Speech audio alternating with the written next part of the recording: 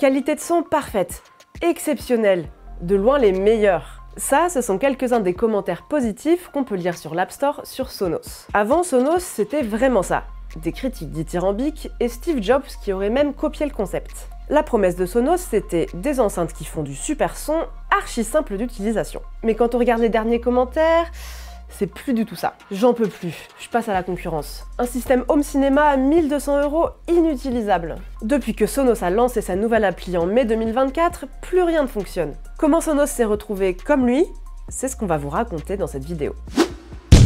Tout commence en 2002 dans un restaurant mexicain de Santa Barbara, en Californie.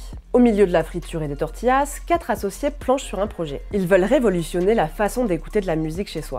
À l'époque, pour installer ces enceintes à la maison, ça prenait parfois des heures. Avec tous les câbles, ça pouvait être compliqué. Dans leur restaurant mexicain, les 4 fondateurs veulent simplifier tout ça. Ils rêvent d'enceintes connectées sans fil et qu'on n'aurait pas besoin de connecter à un ordinateur. 3 ans plus tard, ils dégainent leur premier produit, le ZP100. À l'époque, c'est une révolution. Le Sonos ZP100 permet de stocker ses titres, de faire des playlists, puis de les diffuser à plusieurs enceintes en même temps. Tout ça grâce à une sorte de manette avec écran et molette. À l'époque, personne d'autre ne sait faire ça, même pas Apple. D'ailleurs, Apple aurait envisagé de racheter Sonos, avant que le processus ne soit stoppé par Steve Jobs. Et Sonos accuse aujourd'hui Steve Jobs de l'avoir copié avec son HomePod. Petit à petit, Sonos s'installe dans le paysage. Si bien qu'en 2022, Sonos dégageait plus d'1 milliard de chiffre d'affaires. C'est moins que son concurrent Bose, mais c'est quand même pas mal. Mais qu'est-ce qui fait que Sonos a cartonné? Un son de qualité, une expérience utilisateur facile et des brevets dans tous les sens. Tout ça, ça a un prix.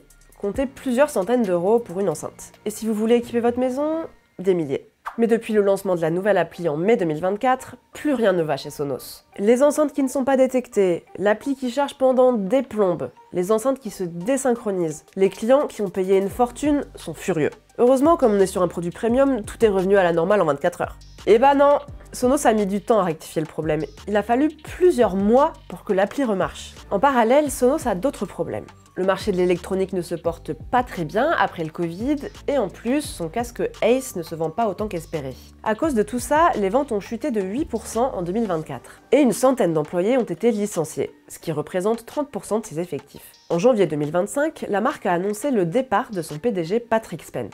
Mais comment une marque aussi installée a-t-elle pu se planter à ce point? Eh bien, il semblerait que l'entreprise se soit trop précipitée. Elle a voulu dégainer sa nouvelle appli en même temps que son casque Ace, alors qu'elle n'était pas prête. Et selon des employés, les dirigeants auraient ignoré des avertissements des ingénieurs. L'ex-PDG Patrick Spence a lui-même reconnu que l'appli n'avait pas été assez testée avant son lancement. Pour ne rien arranger, Sonos a mis plusieurs mois à présenter ses excuses. Mais alors, quel avenir pour Sonos? Selon certains analystes, il n'est pas certain que la société se relève, ou en tout cas sous sa forme actuelle. Sonos était toujours restée indépendante, ce qui est assez rare dans l'écosystème de la tech. Sa dégringolade pourrait bien faire venir des requins, attirés par le sang du naufrage. Si vous n'êtes pas en train de revendre vos enceintes Sonos, abonnez-vous aux Échos pour d'autres business dramas.